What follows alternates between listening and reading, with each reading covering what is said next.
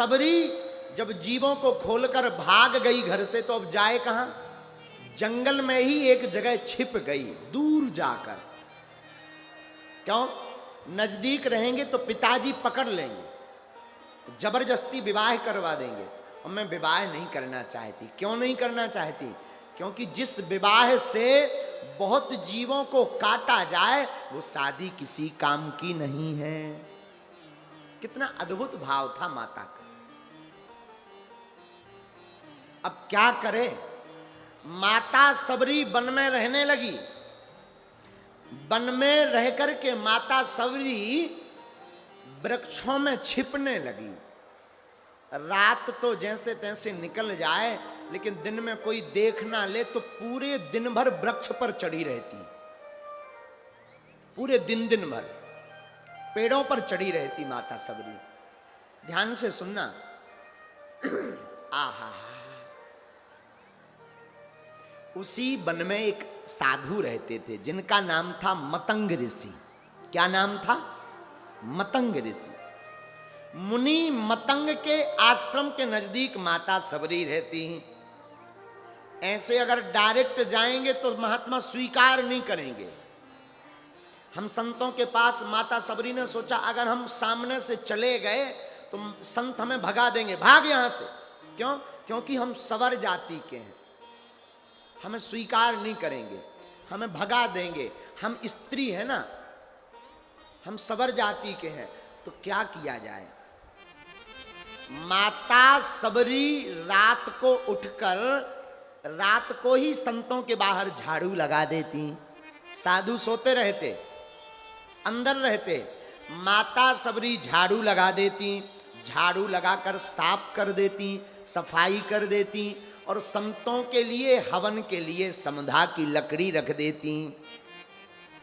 सुबह जब होती है प्रातः काल, महात्माओं के जो शिष्य थे ब्रह्मचारी, वो उठते हैं तो देखते हैं कोई रोज सफाई कर जाता है, कोई प्रतिदिन आश्रम की व्यवस्था कर जाता। अरे ये कौन है जो प्रतिदिन आकर व्यवस्था करता है? जरा पता लगाओ। खूब देखना चाहा पर किसी को कुछ पता नहीं लगा। एक दिन आहा, रात्रि के दूसरे पहरे में एक ब्रह्मचारी बालक ने सबरी माता को पकड़ लिया। कहां जा रही हो? कौन हो तुम? और यहां पर प्रतिदिन झाड़ू पोंछा क्यों करती हो? माता सबरी रोने लगी, आंखों में आंसू आ गए। महाराज हमको क्षमा कीजिए, मैं सबरी हूं। आहा, आंखों में आंसू भर भर के रोने लगी माता सबरी। हम तो संतों की सेवा करते हैं, तो सामने आओ। महाराज मैं छोटी जाति की हूं, मैं दीनहीन हूं, मैं नीच जाति से हूं, महाराज मैं कैसे आऊं? तो मतंग मुनि के आश्रम में मतंग मुनि ने देख लिया, बेटा इधर आओ, आज से तुम ये कहना बंद करो कि तुम छोटी बिरादरी की हो। आज से तुम हमारी ही बिटिया हो, चिंता मत करो। सबरी बुद्धिमान थी।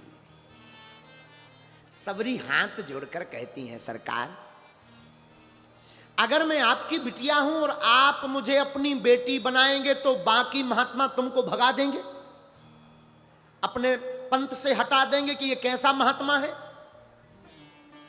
बताओ, सबरी जाति की कोलभील जाति की बेटी बच्ची को बेटी बना लिया, सब ताना देंगे। मतंग मुनि ने पुरजोर करके कहा, बेटी तुम चिंता मत करो, मेरा नाम मतंग है। मतंग का मतलब मतवाला, मैं हमेशा मस्ती में रहता हूं, कोई कुछ भी कहे मैं पहचान गया तुम कोई साधारण बेटी नहीं हो, तुम मान बढ़ाने के लिए यहां आई हो और एक दिन ऐसा आएगा कि राम जी तुम्हारा मान बढ़ाने के लिए तुम्हारे पास आएंगे। आहा, देखो एक बात बोले, अब जात पात का समय नहीं रह गया है।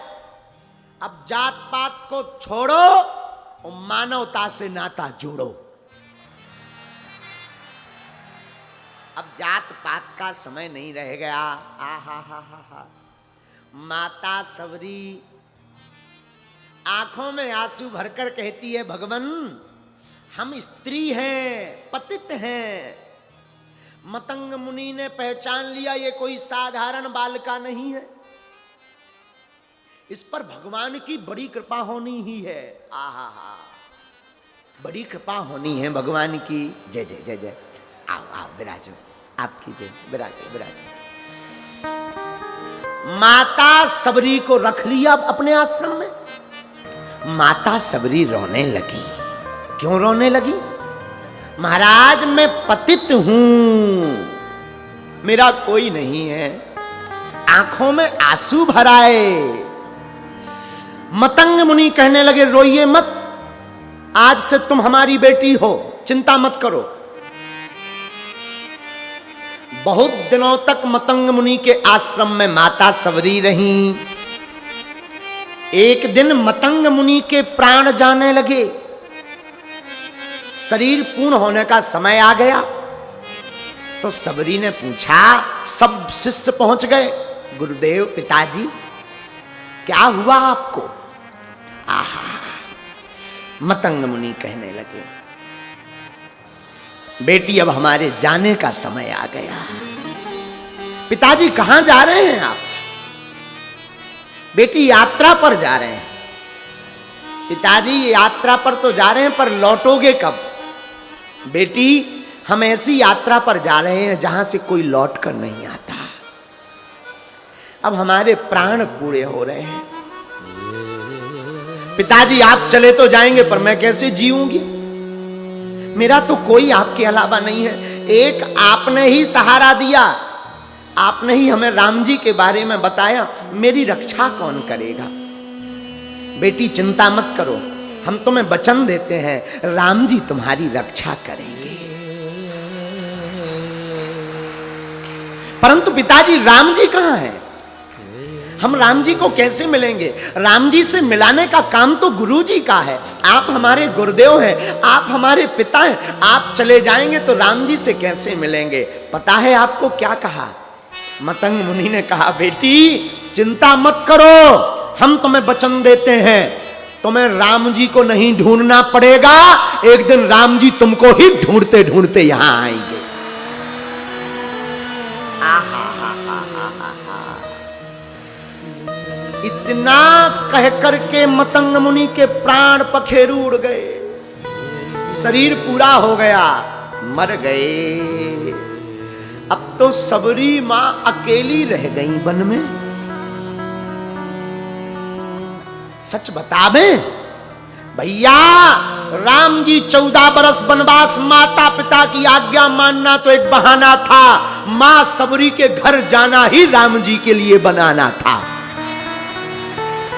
इसलिए राम जी बनाए हैं। पिता पूज्य महामुनि मतंग ऋषि कह गए कि राम जी आएंगे, राम जी आएंगे। सबरी ने सोचा ऐसा ना हो आज ही राम जी आ जाए। रोज रास्ता साफ करने लगी। महाराज 1-2 साल नहीं, पूरे 10 वर्षों तक सबरी मां ने इंतजार किया राम जी का। 10,000 सालों तक, 10,000 वर्षों तक। आप सुनकर चौंक जाएंगे, आंखों के जो रोंगट हैं वो रोंगट इतने लंबे हो गए थे सबरी माता के कि जब राम जी आए थे तब रोंगट के कारण राम जी दिख नहीं रहे थे, तो दोनों हाथों से रोंगट जब ऊपर किए तब राम जी दिखाई दिए। इतने वर्षों तक सबरी माता ने राम जी का इंतजार किया है। महाराज जी, आंखों के रोंगट भूमि पर जब खचुरने लगे, रोंगट जानते ना, ये जो पलक के ऊपर रों लगे रहते ना, ये इतने लंबे लंबे हो गए थे कि नीचे लटकने लगे थे। जब राम जी आए थे तो दर्शन नहीं हो रहे थे रोम के कारण। मां सबरी दोनों हाथों से रोम को ऐसा करते तब राम जी के दर्शन करती।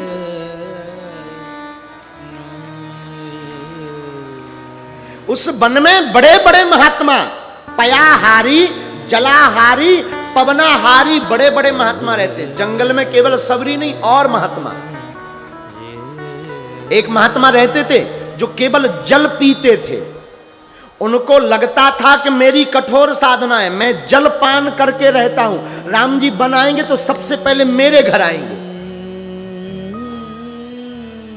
लेकिन जलाहारी महात्मा के बगल में रहते थे फलाहारी महात्मा, जो केवल फल खाते थे, एक फल एक दिन में, और पूरे दिन कुछ नहीं खाते थे।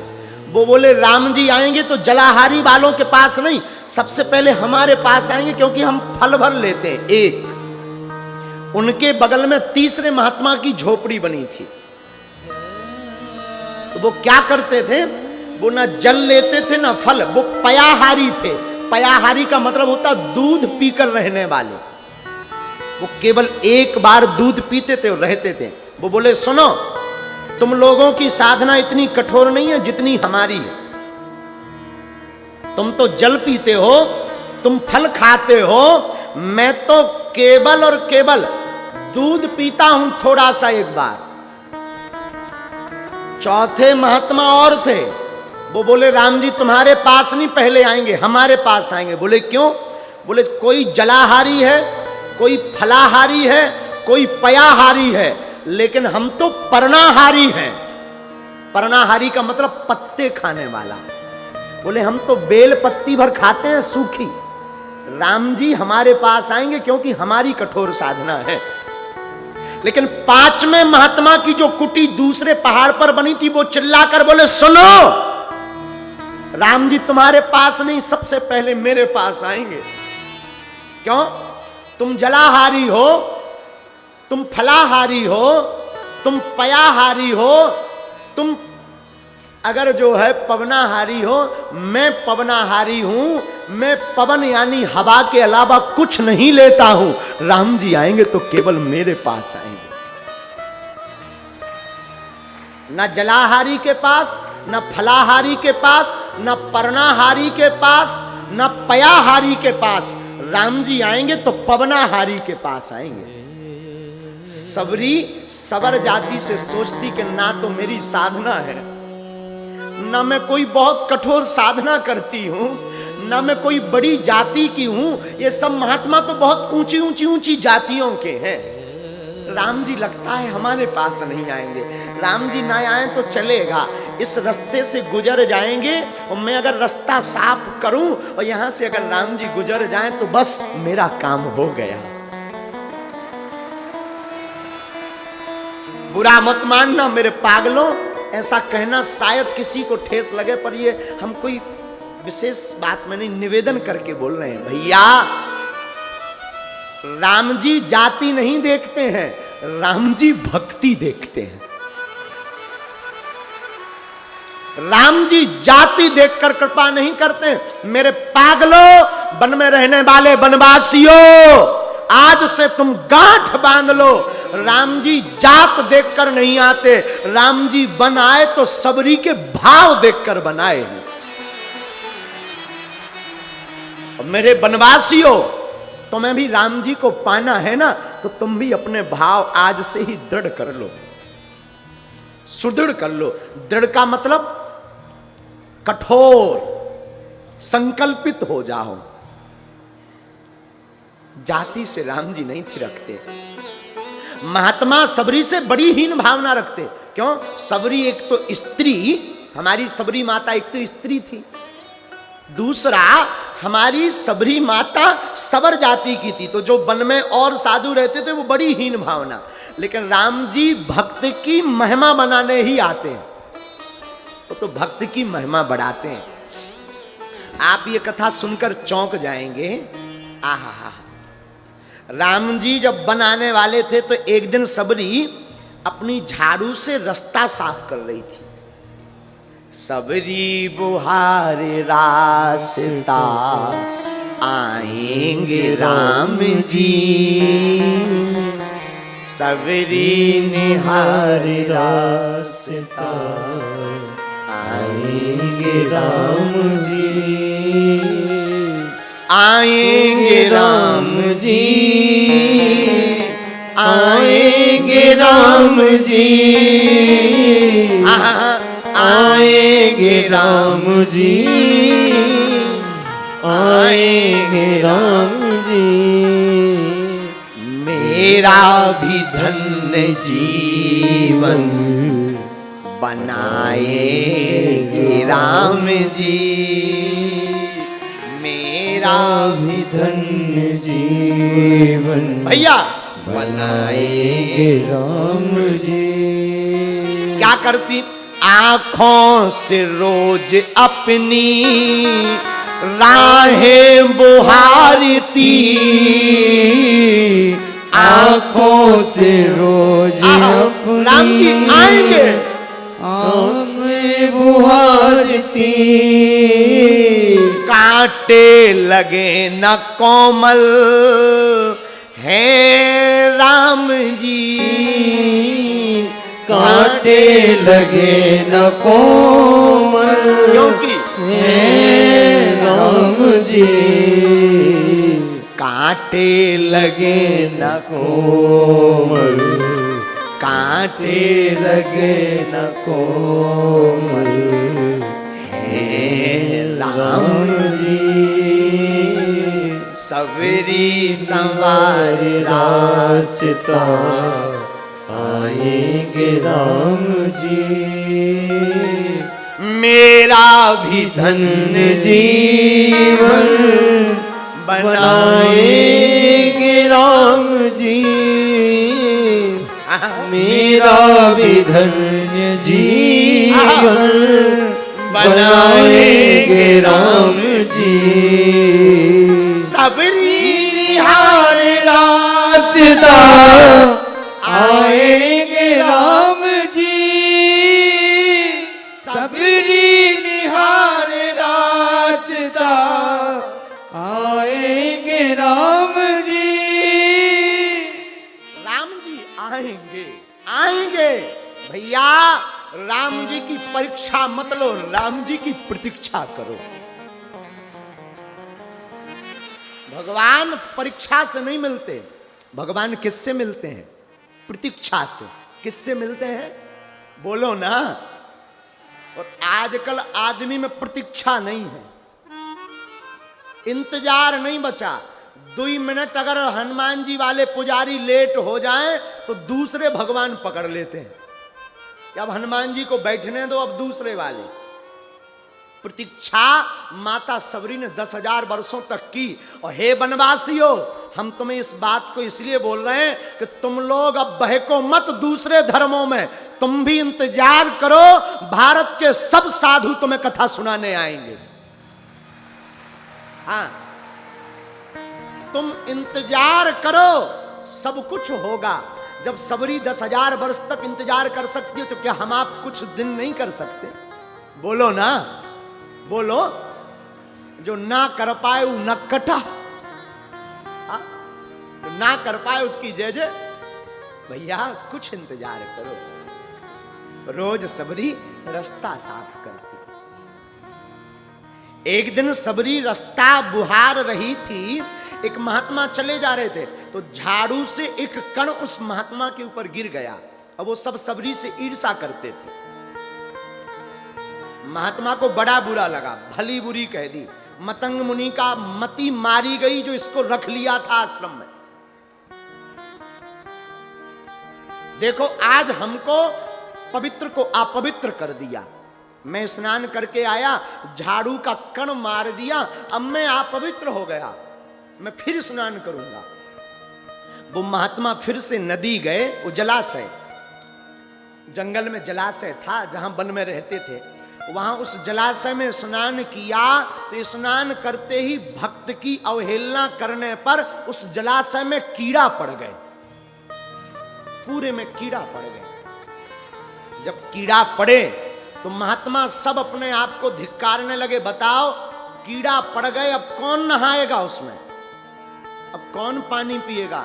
जंगल का काम पानी एक आध जगह ही होता है बढ़िया वाला, बाकी बह जाता है। परेशान हो गए तो महात्मा सोचने लगे कि जब राम जी आएंगे ना तब एक काम करेंगे।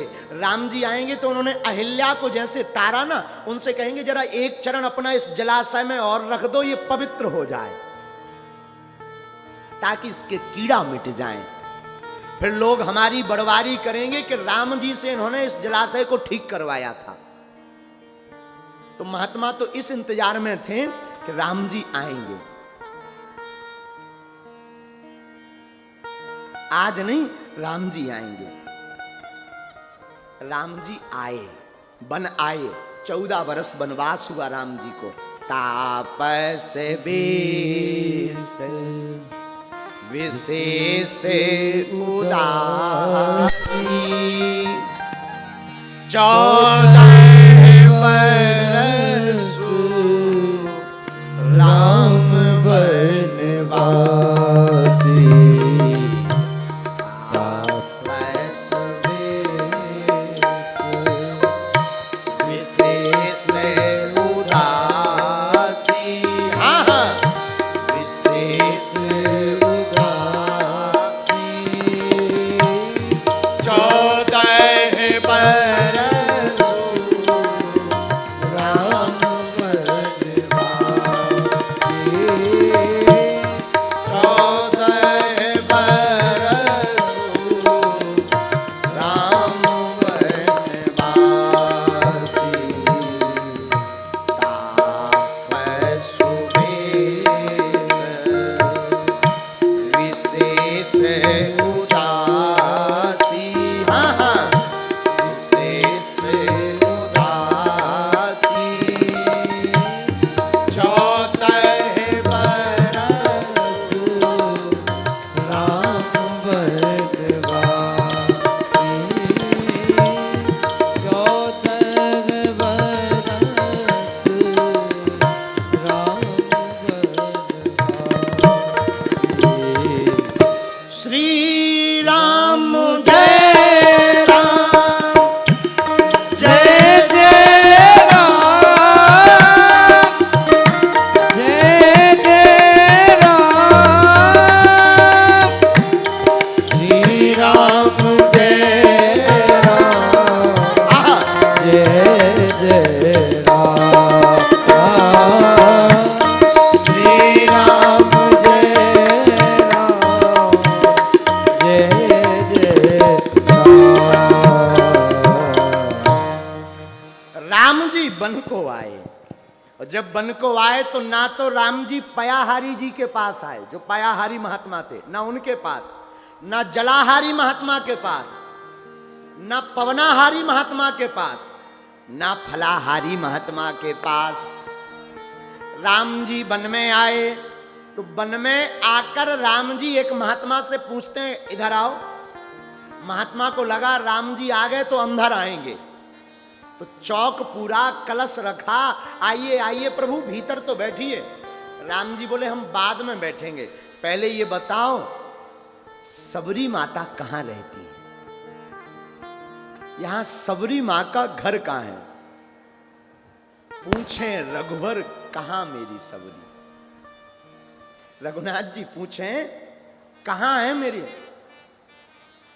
पूछे रघुवर कहाँ मेरी सबरी, कहाँ है मेरी सबरी?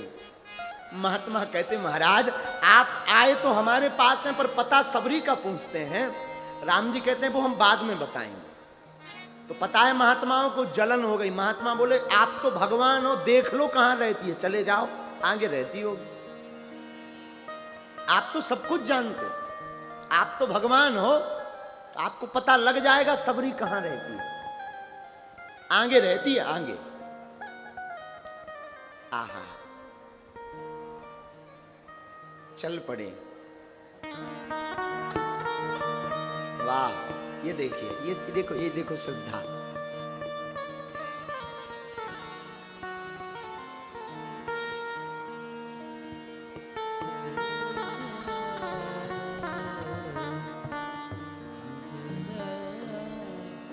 हाँ, जला लेने दो, जला लेने दो, जलाओ जलाओ।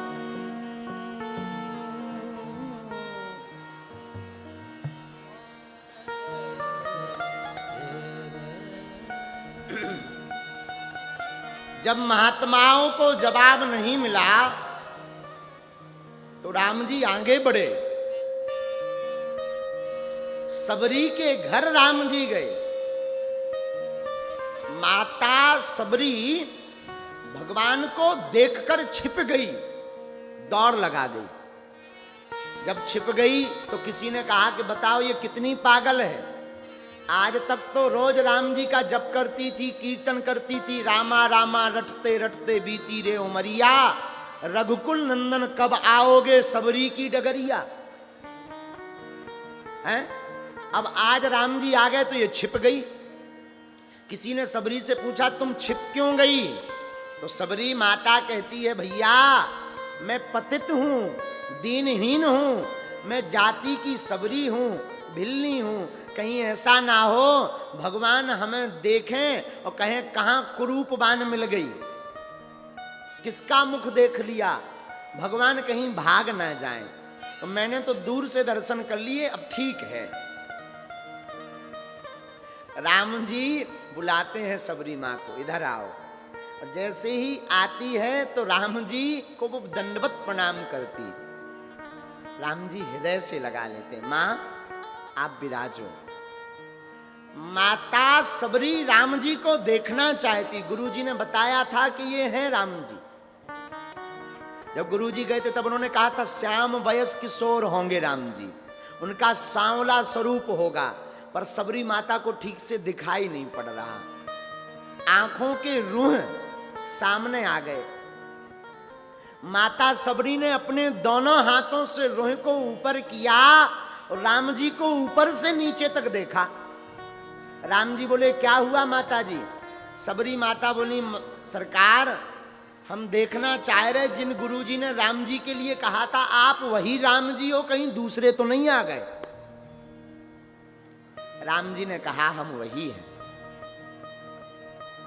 आहा, मां सबरी को राम जी मिलते, बाद में महात्माओं को मिलते। महात्मा सब परेशान। महात्मा बोले आए नहीं सो तो ठीक है, आप वन में आई हो तो एक बड़ी चिंता है। बोले क्या? बोले एक जलाशय है और जलाशय में कीड़े पड़ गए। आपने अपने चरणों की रज से पत्थर से अहिल्या को तार दिया, हमारे जलाशय में आप अपने चरण रख दो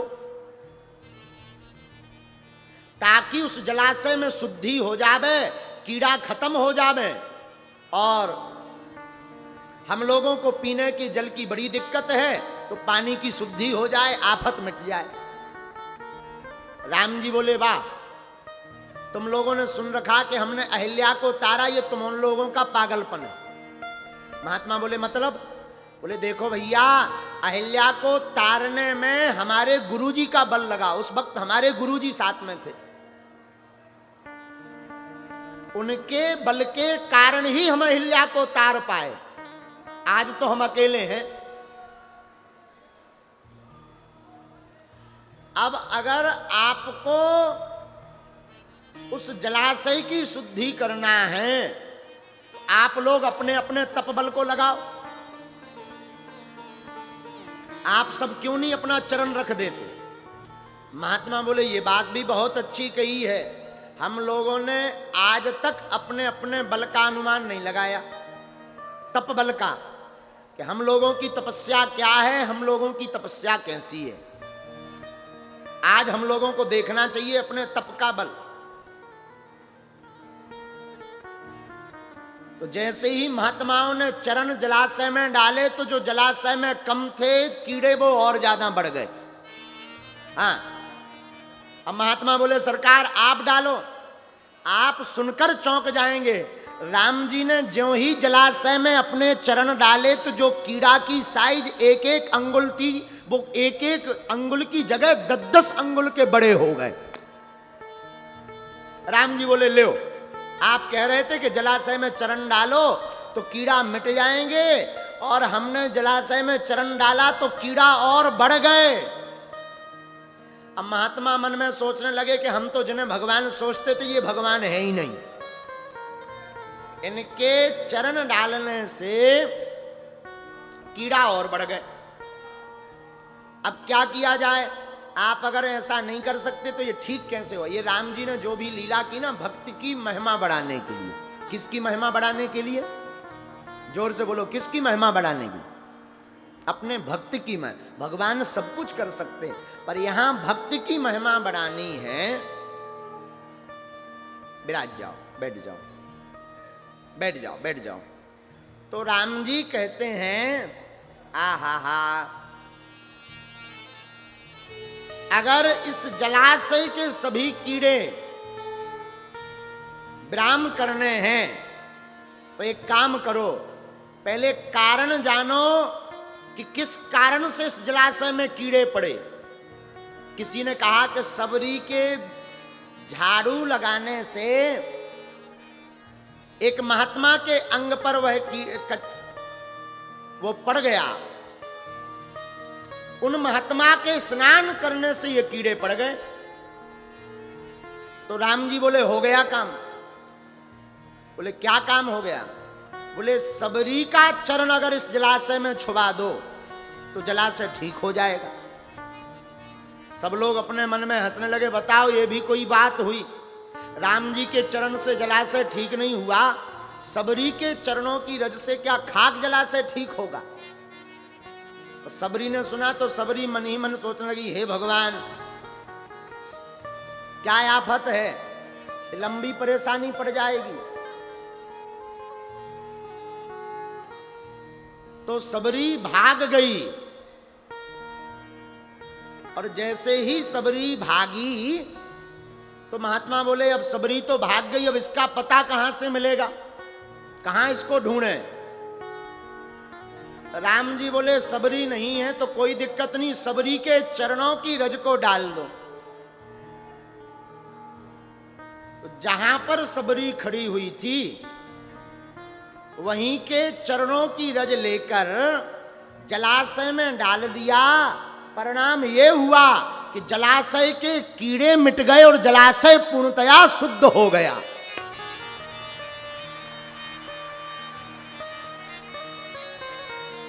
तब लोगों की समझ में आया कि राम जी ने ये क्या लीला की। राम जी ने अपनी भक्ति मता माता सबरी का मान बढ़ाने के लिए लीला की है। ऐसी हमारी परम भक्ति मता माता सबरी हैं, जिनके प्रभाव से राम जी बन को आए। माता सबरी का ध्यान करते हैं। देखो भैया, जो ऐसी भक्ति मता माता सबरी की कथा को सुनता है वो कितना भी अभक्त हो, मां सबरी की कथा सुनकर के वो भी परम भक्त बन जाता है।